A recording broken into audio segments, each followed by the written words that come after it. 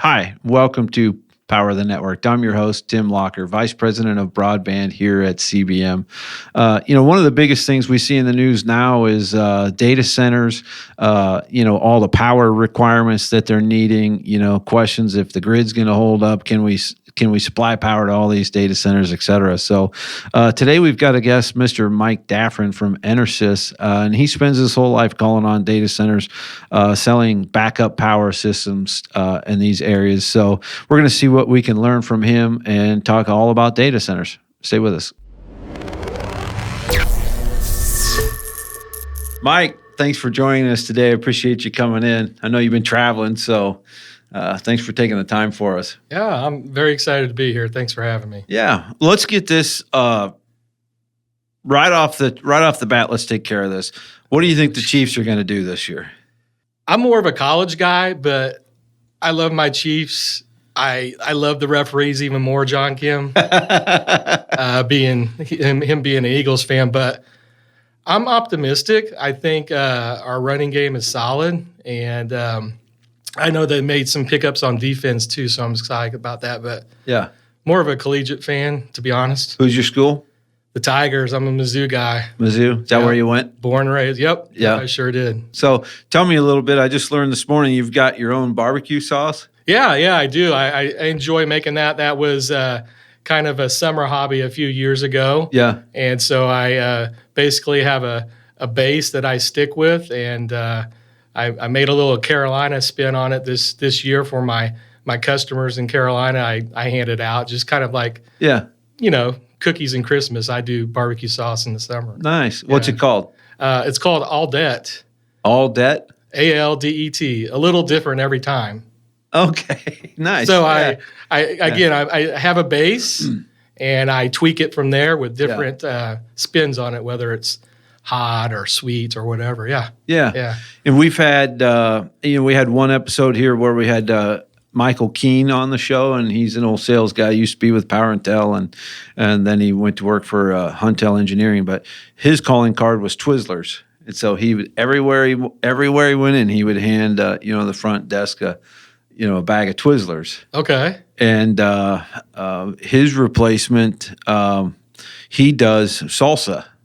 So he's known as Salsa Mike, and maybe it's a Mike thing because all three. That's funny. But so he gives out salsa, and it's a great way to set yourself apart from everybody else. Because people are going to remember you. Oh, you're the barbecue by the guy. goofy stuff. Yeah. But it's such a great move that something you like to do, and then incorporate it into work too. Yeah. Thanks for asking. So yeah, awesome. Well, let's get into it a little bit today. I wanted to talk about data centers. And it's been, data centers are all over the news. Right.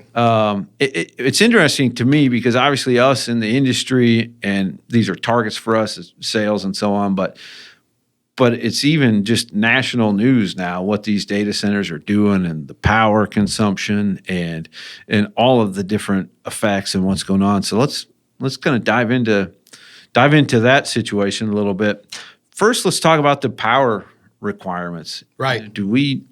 Where are we at? Can we even handle everything that's going on in terms of powering this new technology? We have until now. Yeah. So whether we want to refer to it as high power compute, high power computing, HPC, a lot of people want to throw around the terms artificial intelligence, AI. Yeah.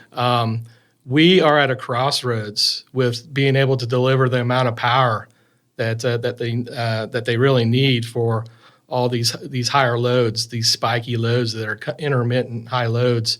It's funny you brought it up. It's true because I was just in Atlanta yesterday, and I was on the phone with my boss, and the TV's in the background in Atlanta, which is going to be in the next hot market, if not already.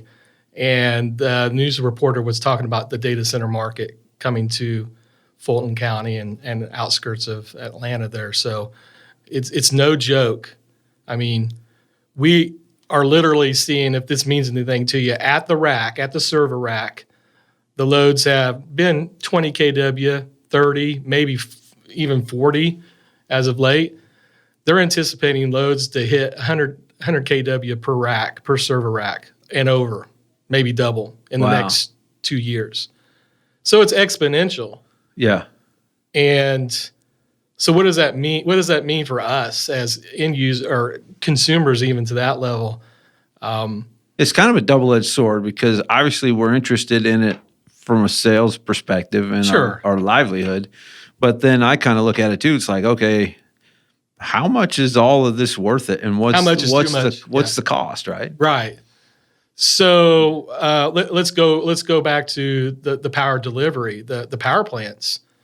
So we're talking nuclear because coal's just not enough. So Yeah. a lot of people are maybe a little anxious about the word nuclear from our past. Scary word, yeah. Yeah, and while a lot of it can be legitimate, from if we want to talk about the Chernobyl word, but technology has come a long way, as I understand it, even to the acronym now SMR.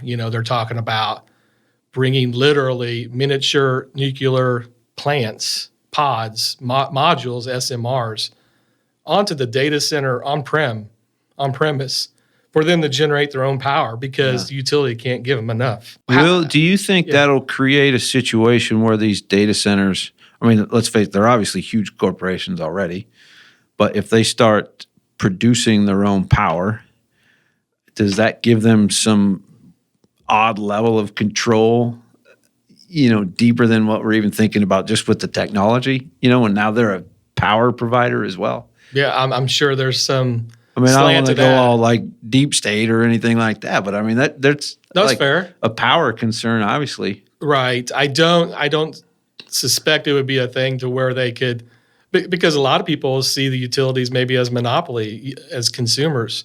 Where else are you going to get power, Tim, for your house? You can't. You got to get pretty creative, if you're gonna live off the grid. If you're for good, sure. if you truly are. So, it will be interesting to see where the SMR technology takes off. There are companies, without mentioning names, that are all in. Yeah. The progressive companies that you might be able to guess with SMR technology. So I think if there are any roadblocks at all, whether it's government regulation or safety or however you want to look at it, I don't think it's not going to not happen. I think it is going to happen because there's not enough. So let's talk about charging our EV cars out there.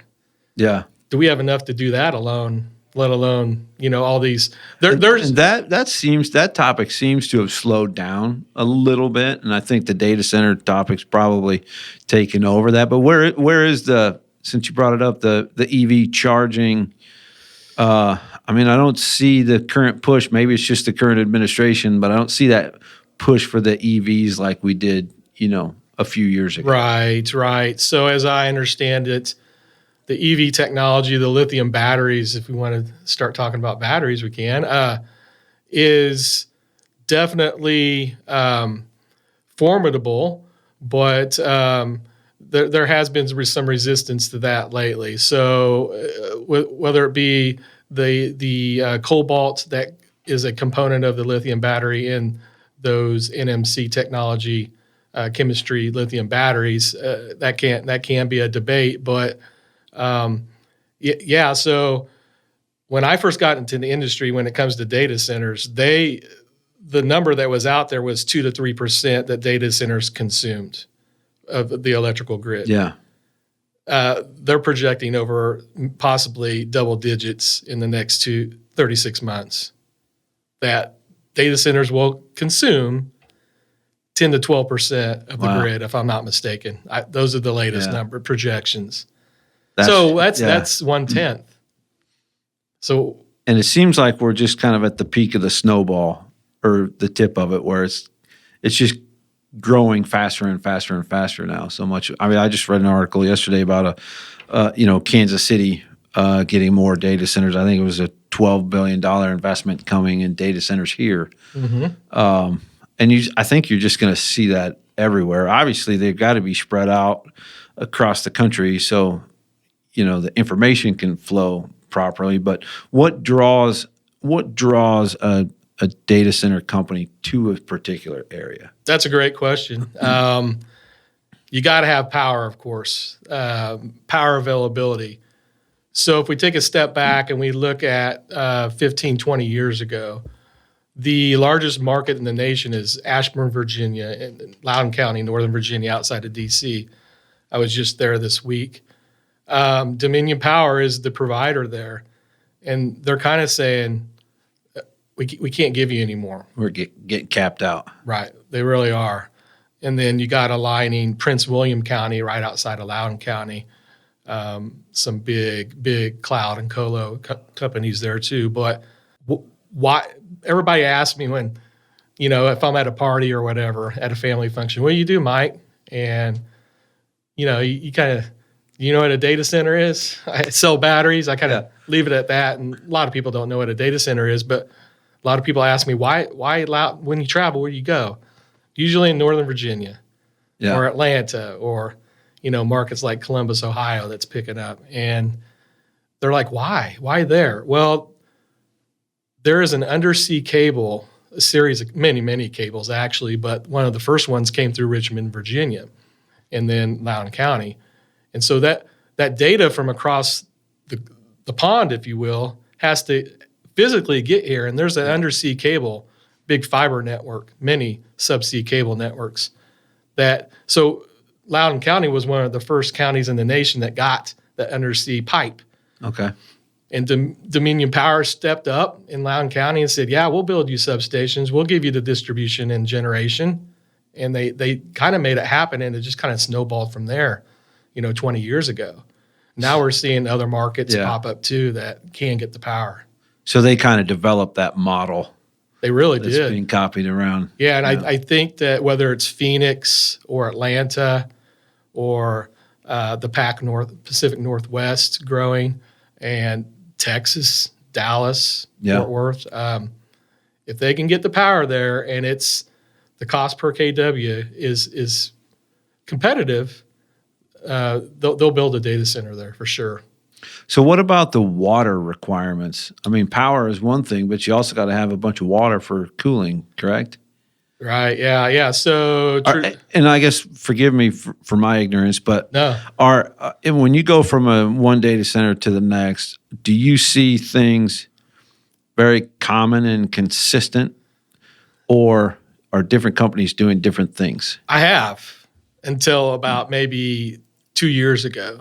So traditionally, cooling you would see come through a chiller plant, large pipes of water that go over condensers and are large industrial air conditioning unit systems, if you will. And so they would run this very cold water over these systems to generate this cold air for the servers to stay consistent. That's not enough. So if we had 10, 20 kW on a rack generating, those servers generate heat, right? So they got to get that heat out, and they've got to get the colder air in so those servers don't get damaged and operate properly per their specifications. Well, if that was 20 kW, just as soon as, let's say, 2-3 years ago, that was kind of the max, let's say. And now we're at 90 kW, 3 times as much. More power, more heat. Right. Yeah. So a typical complex, I mean, I've been into a few, being in Iowa, we had, some Facebook data centers that were built there on the east side of Des Moines and Altoona. And Altoona, and was so I was involved in some things there when they were putting their first building in. Mm-hmm. And that was all new and exciting. But now, obviously, they've got several buildings, and it seems like once they kind of have that model, they just, you could walk into Building 7 and it's the same, But what kind of things do you see common? And then I guess what things do you see different between different companies, if you will, without being specific to anything? Without being specific, yeah. I'll use the acronym FANG. Facebook, Apple, Netflix, Google. Okay. These FANG type companies on the market. These very progressive companies that are able to be nimble like that, can afford to do these very what am I looking for? Progressive ideas. Yeah. So now we're starting to see what I call the tier 2 data centers adopt those progressive ideas. It's kind of like anything, when, for example, if we want to relate it to batteries, when the lithium battery first came out for consumer products, the prices were higher than they are today. Yeah. So, kind of related to that, these ideas or these new ways to engineer and get the servers on the cooler like they need are coming to those smaller data centers across the nation. They're starting to deploy those ideas. That lithium, that word kind of had a negative tone too, kind of like nuclear. Mm-hmm. When lithium was brand new, there was some issues and some, people were worried about fire and those things. Talk about the difference, the changes that have been made in that product and why it's so much better, so much safer, et cetera. Right. So lithium technology has certainly come a long ways. And for me, one of the key X factors, if you will, is that the BMS system. And when we say BMS, in my opinion, there's a difference. You have a battery monitoring system, which is BMS, or you have a battery management system, which is a BMS. Which is controlling it differently than monitoring. There's a big difference. So lead acid battery systems, we know what we know, right? We've known it. We know it's failure mode. We know how to predict when it's going to happen. Yeah. With the battery monitoring systems, there's not a necessity for a battery management system per se on the lead acid system. But for a lithium system, you really want a battery management system. It's the electrolyte. There's a reason why a lithium battery is smaller and sexier, lightweight, can produce more power. What's different about CBM? First and foremost, it's our ESOP. Employee owners have more control and more ability to make decisions that are right for our customers and right for our company and right for our manufacturers. We've got the flexibility to put people where they need to be and use our experts wisely. If you need help with a project or need representation from an excellent sales force here in the Midwest, look no further than CBM. You can reach out to us here at cbmrep.com.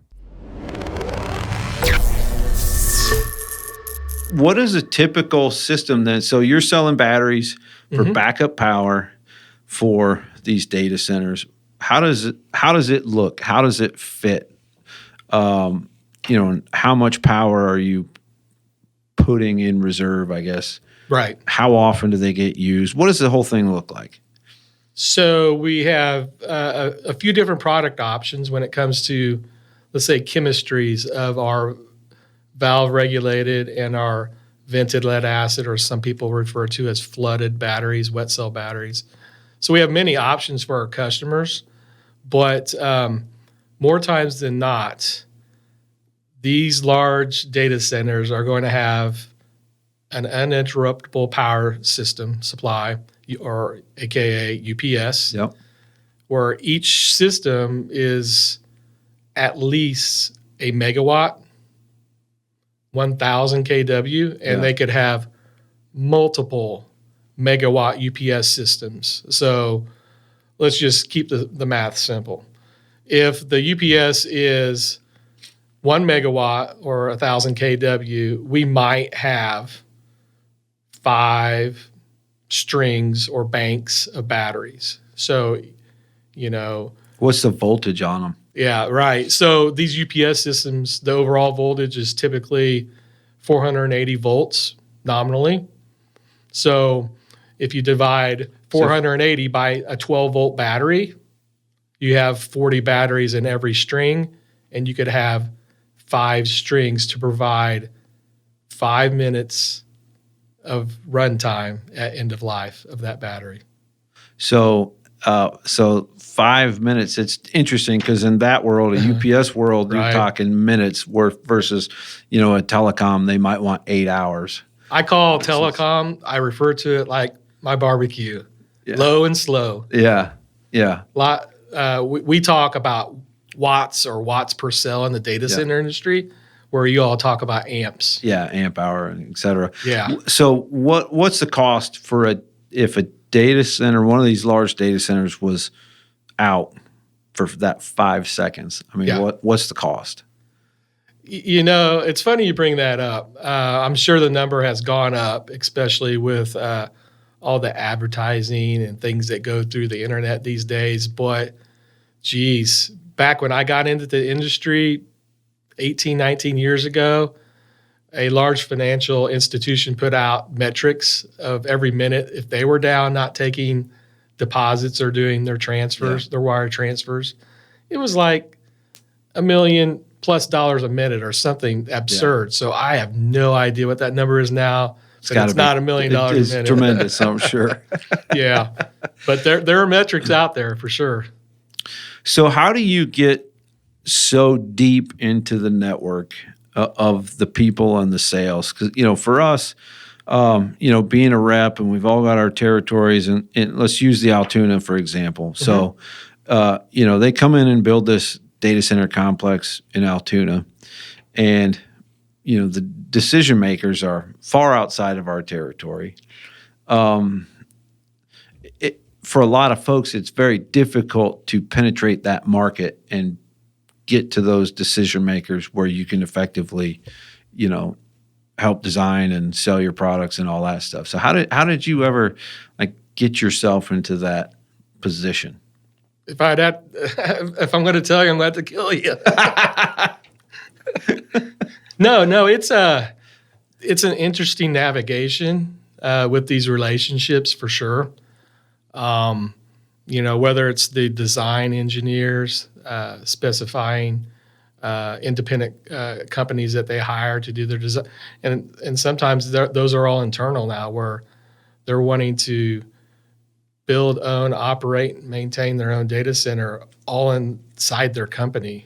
Yeah. And work that whole process that way. So it varies from company to company for sure, as you well know, I'm sure, on the telecom side. Yeah. And so it makes every day interesting, trying to certainly influence those decisions. I don't have a secret recipe documented for every company that I have relationships with, but I love it. Yeah. Just time building a network and patience time. and you gotta get at it for sure. Yeah. And so like I said, it's been 18 years of just knowing people, and I'm always learning something every day because wow, the data center market is definitely changing. Yeah. Rapidly. Yeah, you got to stay on top of it. Right. And some people may think, oh, a battery is just a battery, and while that can be the case, these loads, if we want to bring up the AI, what we call spiky intermittent loads, debatably, those are going to change downstream all of the gear. Yeah. I mean, if you have a piece of equipment that's going to demand something in rush, bam, all of a sudden that's 10 times different than it was before. What's that mean for the UPS, the switch gear, all the way down back to the utility grid? It trickles down for sure. So are we seeing, effects on the grid, brownouts and those things already near these, big complexes? I haven't heard about it yet. I'm assuming, most of the time it seems like, there's a new substation built for the complex. It seems to be the model. Right. And even more crazy is that out in Northern Virginia, they build, own, and operate their own substations on premise or lease. So they're generating their own power. They're definitely accepting it through the switchgear yard. Yep. Yeah. That's interesting. for themselves only. Yeah. So when you see your substation for your neighborhood, mine's right down the street from mine. Yeah. I know it's feeding my neighborhood most probably, but these ones that I'm talking about are on the data center site behind their security. Yep. Yeah. Yeah, that's what I've seen in a wild. few places as well. Let's get into a little bit of product detail, but talk about some of the products that you're promoting into these data centers. And, EnerSys is big on pure lead products. Talk about the pure lead, benefits of it, why you should use it, and then, go into what products we're using at these locations. Right. So EnerSys has had valve-regulated VRLA products for many, many years for the data center market. We first launched the family for them is called Data Safe, the trade name. So we launched the HX brand. It's a lead calcium based alloyed plate for that valve regulated line. It has been a rock solid, stable product. We still sell a boatload of them. It's kind of our Kleenex product, if you will, for the data center market. And we warranty it for 4 years, full replacement. But we kind of upped the ante back in 2015, 2016. We launched a pure lead product of that. And what I mean by pure lead is that it's really all about the grid and the plate. That's the big difference. Yeah. Because we all use, and when I say all, I mean our friends in our competition, we all use virgin pure lead for that lead oxide paste that gets pressed into the grid. But when we talk about TPPL, thin plate pure lead products, this DataSafe XE line that I'm talking about, that we launched back in 2016, the value of the difference is in that grid, in that thin plate. It is a pure lead plate that has no calcium alloys. We're able to slow down and mitigate the corrosion of that plate because if we want to talk about how a battery fails, it's in the plate or it's in this dry out process with a valve regulated battery. But we could slow it down with this actual pure lead plate that nobody else has. And for people that don't understand, so manufacturers will add calcium to the plate because it makes it stiffer. Because lead is a very flimsy product. So when you're making these little flat grids, it's very tough to manage that. So that calcium then also makes the grid deteriorate faster. Corrode. It increases the rate of corrosion, et cetera. Right. So, do you sell batteries, or would you like to? I've sold some. Yeah, you did a good job. Go ahead. No, so in the communication world, it's our SBS battery, right? Or in my bass boat, it's our Odyssey Marine. So I'm very familiar with That's a good point. Thanks for saying the Odyssey word with your bass boat. I think it's very important that our customers know that we've got, so in a data center, they've got a fleet of diesel generators that are the last line of defense. Yep. So if those generators don't start in let's say an event, so the UPS battery is the bridge. 5 minutes. You got 5 minutes. Yep. If that generator doesn't start in that 5 minutes, they got some issues, right? So we launched the Odyssey 8D battery. The 8D is the form factor, the BCI form factor for generator start applications. Thin plate pure lead. Yep. I didn't mean to sidetrack you there, but no, I'm glad you did because I may have forgotten. Okay. Yeah. So back to the XE. Right. You've got a promotion coming up. So, like I said, since we launched that battery in 2015,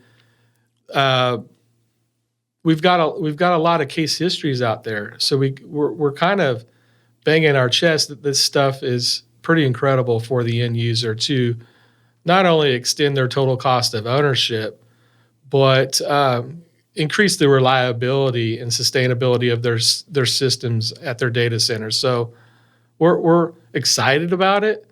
and we're continuing strong on promoting it.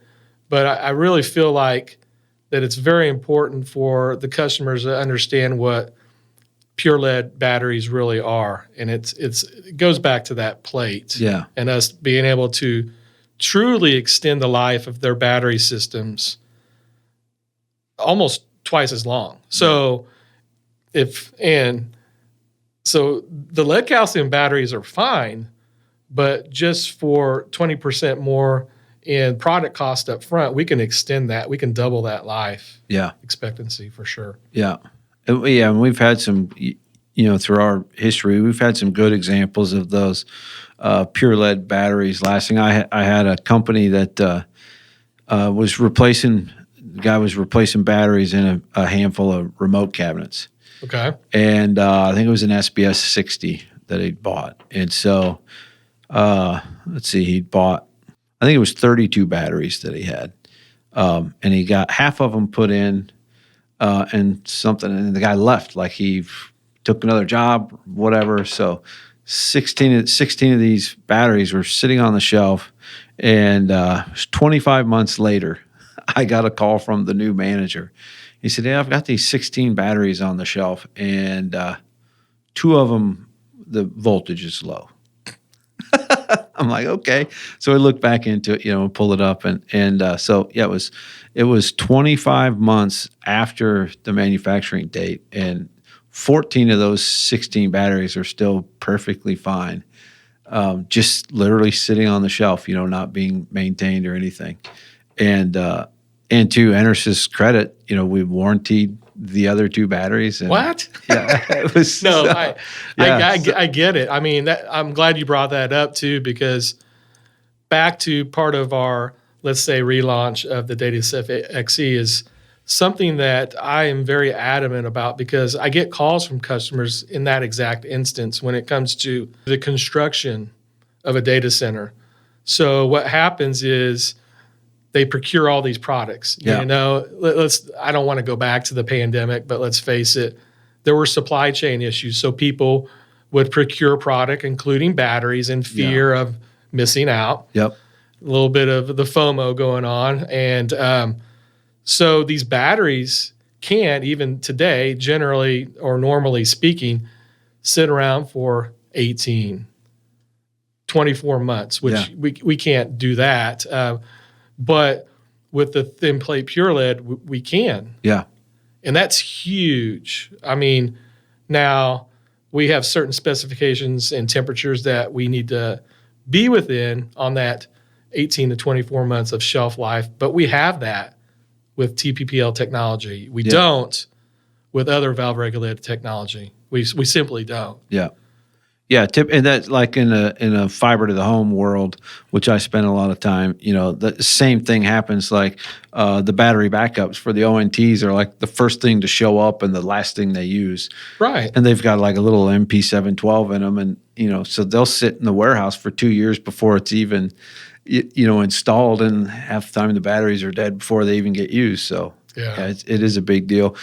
Pure lead, though, we obviously EnerSys was on the leading edge of developing that, but there's some competition out there now with some other manufacturers promoting pure lead. Is it the same? Is there differences? I guess my question is: pure lead? Do you get the same benefits? Right. That still goes back to the grid or the plate. Yeah. So I would have to ask my friends, is that plate, what's in it? We don't have those extra alloys, whether it's calcium or other fortifications of other minerals that they may be using. Like, you mentioned, I need a stiffer property in that plate to handle it during the manufacturing process. If any of our customers want to, and they can, anybody can come through our factory and see this process, they would be truly amazed of the thin plate process, of how we get it. Yeah. It's very malleable, and it's all robotic. Yeah. The plant in Warrensburg is incredible, and I would, if anybody wants to go see it, I would recommend it. It's pretty awesome. Do you have any mentors that you've that have kind of brought you along your way? Anybody you want to mention, or anything you've learned specifically from somebody? Oh, geez. I certainly absolutely do. I kind of in jest refer to them as the Eds. The Eds? The Eds, yeah. Here in Kansas City, I started with a company before I worked for EnerSys. EnerSys eventually acquired us, but Ed Rogers and Ed Rafter. Okay. Yeah. Ed Rafter we commonly refer to him as a battery disciple for sure. Whether it be him sitting on the IEEE battery standards committees, he's been a very good mentor for sure. And Ed Rogers hired me into the industry. Took a leap of faith from a guy that was doing corporate marketing in the paint world. That's me. I was in the coatings industry before, but he took a leap of faith on me back in 2007. So, and there's several others in the battery world for sure. Our director now, Mary Jo Mercer, who is director of UPS sales, has been very instrumental in helping me inside of EnerSys at the very least. Yeah. Good. That's awesome. And there's so many others. Geez. 18, 19 years, you rely and lean on so many different people from the knowledge that they have. I mean, I could go on and on, especially inside of EnerSys too. So, well, that's great. Well, I can't thank you enough for joining us today. It's been great catching up with you, and it's going to be exciting to see how these data centers play out. Buckle up. Yeah, it's going to be it's a crazy world. So thank you so much. Yeah, thank you for having me. Just wanted to say thanks again to Mike for joining us. We really appreciate our relationship with EnerSys, and it was great to have Mike on the show and get to know a little bit more about what he does and how it relates to data centers. Remember, if you need help on a project or looking for representation for a quality product, look no further than CBM. We're right here in the Midwest. You can find us at cbmrep.com. Take a minute, give us a comment, like, share, subscribe. Thanks again for joining us on Power the Network. And until next time, we'll see you next time.